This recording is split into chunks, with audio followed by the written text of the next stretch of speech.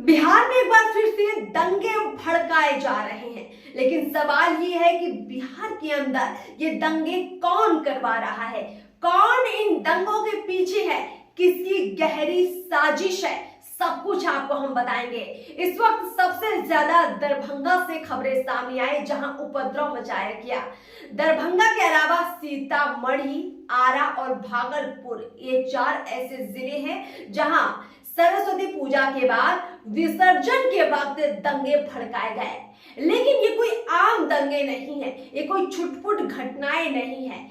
मामला इतना ज्यादा बढ़ चुका है कि दरभंगा में इंटरनेट सेवा भी बंद कर दी गई है। अभी तक 40-50 लोगों को गिरफ्तार किया जा चुका है। इस उपद्रव में कई लोग घायल हो चुके हैं। वहां के हालात बहुत बुरे हो चुके हैं। पुलिस प्रशासन इस वक्त नाकाम नजर आ रहा है। लोग समझ नहीं पा रहे हैं कि बिहार में ये बार बार दंगा हो क्यों रहा है। कभी रामनवमी के बाद दंगे हो जाते हैं, तो कभी सरस्वती पूजा के बाद दंगे हो जाते हैं। मास्टरमाइंड कौन है और ये दंगे करवाकर किसको क्या मिलने वाला है? दरअसल कुछ चैनल्स ये दावा कर रहे हैं कि इसके पीछे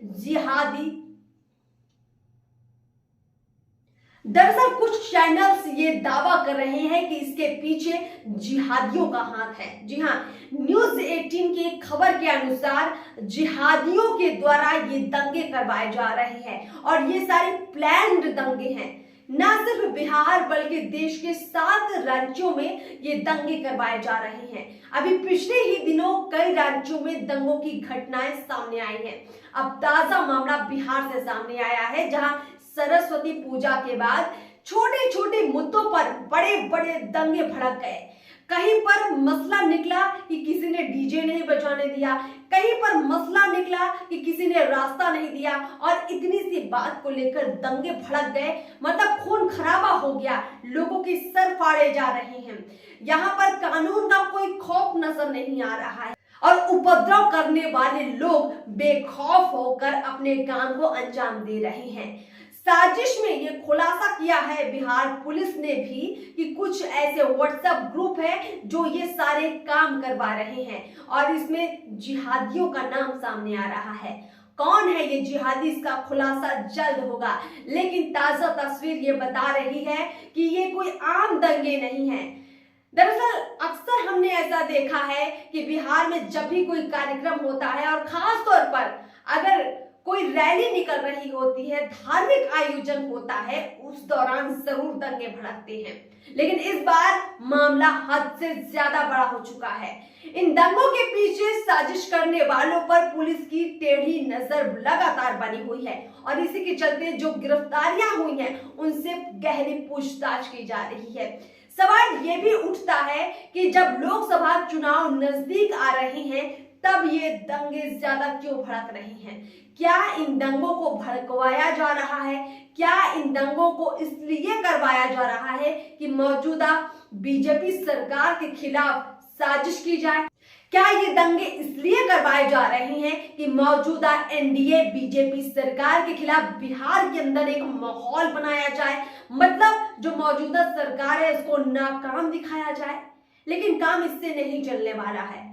अभी आप देखेंगे कि बिहार के अंदर कुछ वक्त पहले राजद और जदयू की सरकार थी और चंद दिन पहले बीजेपी और जदयू की सरकार बनी है।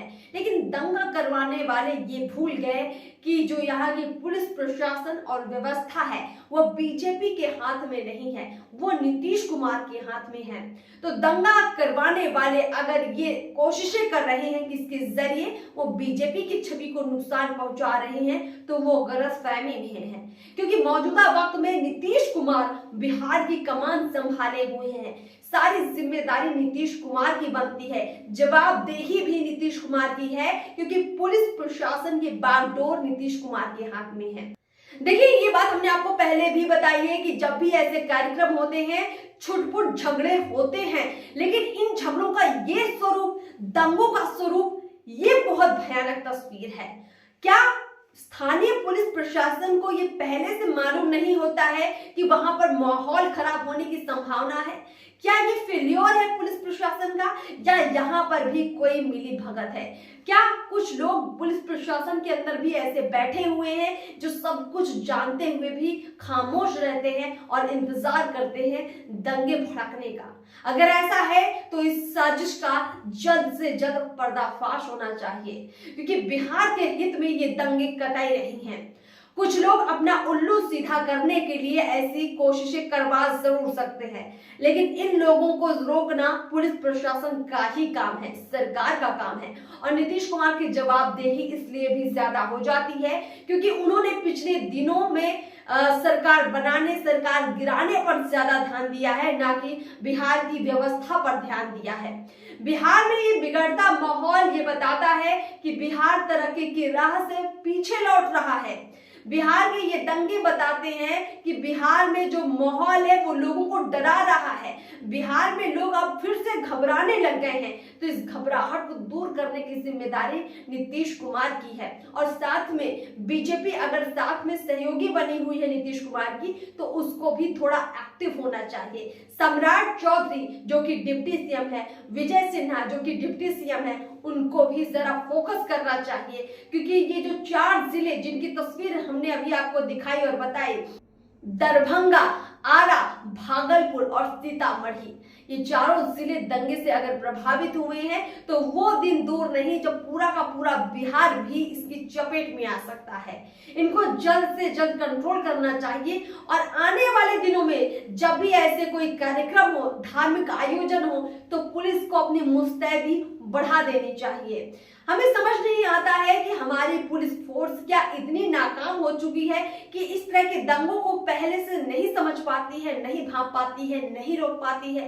क्या हमारी कानून व्यवस्था चलाने वाले लोग अब इतने नाकाम हो चुके हैं कि वो आराम से बैठे रहते हैं और दंगे सड़कों पर भड़क जाते हैं, लोग घायल हो जाते हैं, लोग अस्पताल पहुंच जाते हैं।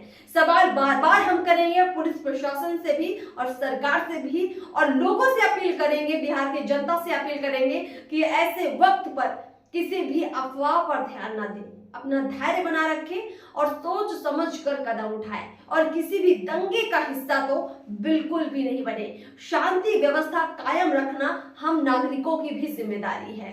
इसी के साथ इस खबर पर आगे जो कुछ भी होगा जरूर आप तक लेकर आएंगे, लेकिन साजिश करने वालों के खिलाफ बिहार पुलिस को तुरंत एक्शन लेना चाहिए और इस साजिश करने वाले के खिलाफ पर्दाफाश भी होना चाहिए।